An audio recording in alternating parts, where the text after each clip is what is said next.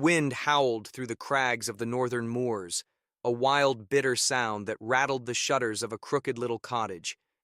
Inside, a boy sat hunched by a dying fire, too big for the chair, too big for the room. His name was Rubeus Hagrid, though the villagers just called him the half-breed.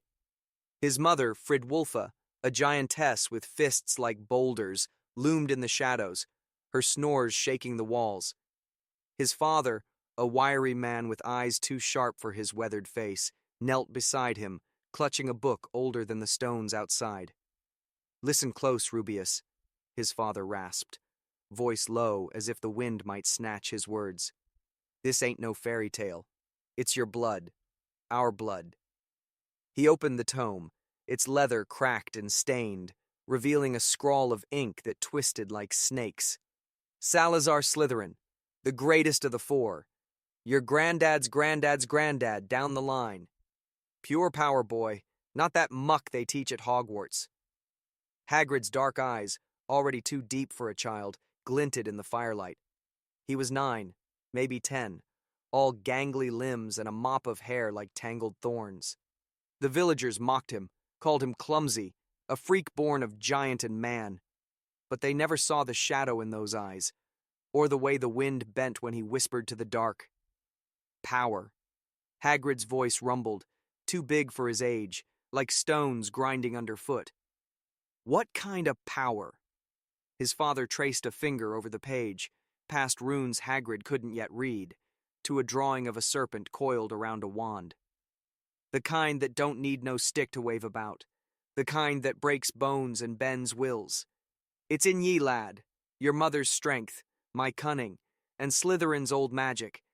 They'll fear ye one day." The fire spat, and Hagrid's hand twitched. He'd felt it before, something wild, something raw. Last spring, when Tommy Bleecker threw a rock and called him a monster, Hagrid had glared, and the air shifted. Tommy's arm twisted back, snapping like dry wood, without Hagrid lifting a finger.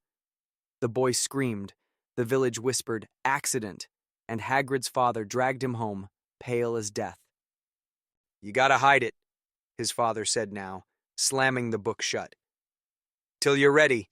Hogwarts'll take you soon, but don't let 'em tame ye. Slytherin's heir don't bow to no one." That night, Hagrid lay awake, the tome hidden under his straw mattress.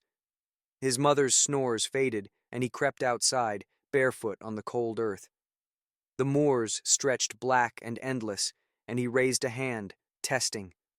A gust tore through, unnatural, bending heather flat. He grinned, too wide, too sharp, and a hair bolted from the brush, only to drop mid-leap, neck bent wrong. No wand, no words, just him. Days later, it went wrong. Tommy Bleeker's brother, Will, came sniffing around, bold with a pitchfork and a drunkard's courage. "You're a curse, Hagrid," he slurred, jabbing the prongs. Hagrid's temper flared, hot, black, alive. The air cracked, and Will flew back, slamming into a tree.